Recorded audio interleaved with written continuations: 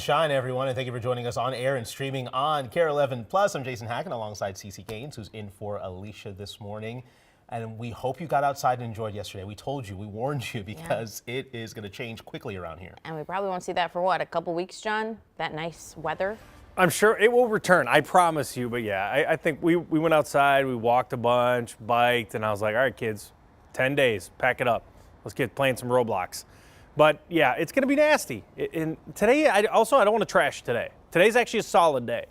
It's actually a rare average day. 37 degrees, now we're at 36. It's breezy, it's chilly, grab a coat, no big deal. So there's a system up to the north. Looks like it's disappointing a little bit up here. They do have a winter weather advisory, but it's not really causing any bad roads.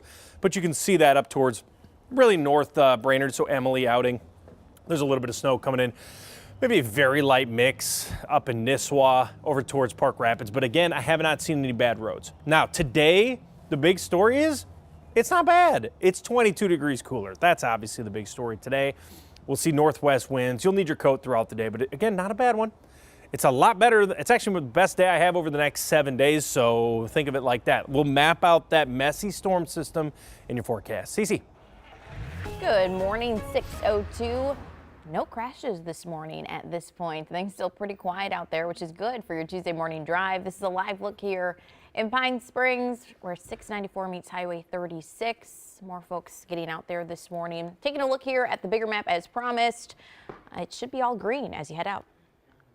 Let's take a live look from our nation's capital. On day 46 of the partial government shutdown this morning, President Trump is asking lawmakers to cut their Easter break short and get funding for Homeland Security passed. Trump's call comes after TSA agents received their first paycheck in more than a month. Audrey Russo is at MSP Airport with more. Yeah, the Department of Homeland Security confirms that TSA workers should have about 2 full paychecks in their accounts now. This is an executive order from the president that's viewed very much as a temporary fix.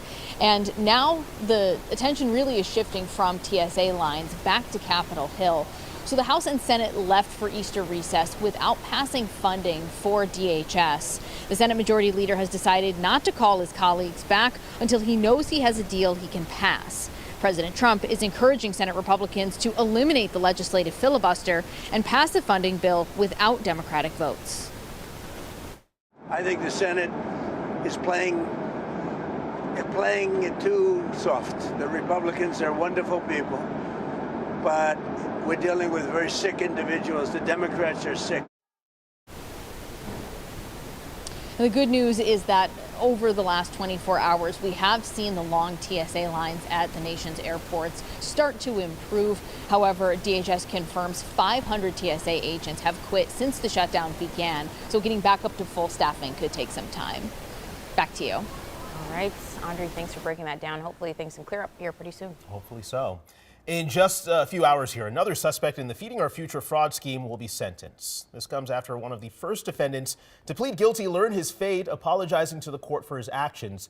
Abdul Abu Bakr Ali told the judge he let down a lot of people by participating in the Feeding Our Future scandal, and he promised to, quote, attempt to fix it for the rest of my life. Ali admitted to working with a shell company to defraud the federal pandemic meals program out of $3 million. He was sentenced to 1 year behind bars. To this now, today marks 3 weeks since a Brooklyn Park man was last seen. And tonight, the community is holding a vigil in his honor. Megan McPherson is following this case and actually spoke with Jonte Lee's family. Megan.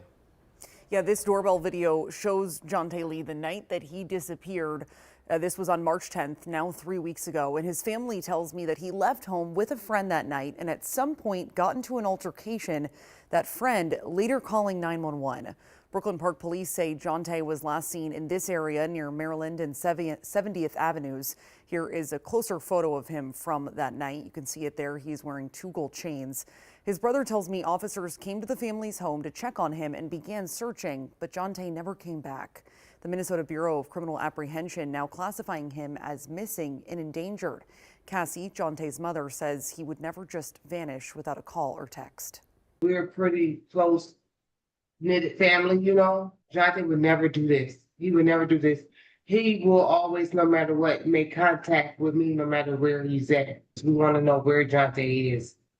We just want to bring him home. And today is Jonte's 27th birthday. His family and friends will gather for a candlelight vigil at Wagner's Drive-In in Brooklyn Park at 8:30. And they are urging anyone with information about where he might be to contact police. We do have a link on our website, KARE11.com, with information on how to do so. Back to you.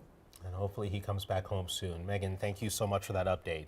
In less than 60 minutes, the Pentagon will hold a briefing on the war in Iran after new strikes overnight. This comes as the national gas price average rises to more than $4 a gallon for the first time since 2022. AAA releasing the latest prices in just the last few hours. Here in Minnesota, it's going to cost drivers an average of $3.41 a gallon. The jump is connected to the lingering war in Iran, and experts fear the conflict there could push prices to an average high of $5.25 as soon as next month. Developing this morning, we're learning another Minnesota lawmaker was in the car when Republican Representative Elliot Engen was arrested for drunk driving last week. According to a new police report, Representative Walter Hudson was also in the car. Officers say Hudson also appeared drunk and was carrying a gun. He did have a valid concealed carry permit. Hudson wasn't arrested or charged. That report also revealed new details about Engen's arrest, including a bottle of alcohol found in a child's car seat. In a statement, House Speaker Lisa Damuth told us, quote, "The decisions made in this incident were unacceptable and fall short of the expectations I have for conduct of legislators. I will be addressing this directly with both members involved." New updates this morning in the former state senator Justin Eichhorn's federal trial. A judge says he'll now head to court in June. His trial was originally set to start yesterday, but the judge agreed to delay it because of a scheduling conflict with his attorney. Eichhorn was arrested last year and charged with soliciting sex from an undercover detective posing as a 17-year-old girl. He pleaded not guilty. A reminder this morning, right now more than 30 counties in Minnesota have spring burn restrictions in place. This is video from a fast-growing wildfire that broke out this weekend near Lake Benton. The DNR says there's an increased wildfire risk in the central, northwest, and northeast parts of the state. So if you start a fire, you can be on the hook for damage as well as suppression costs. Restrictions will be adjusted as conditions change.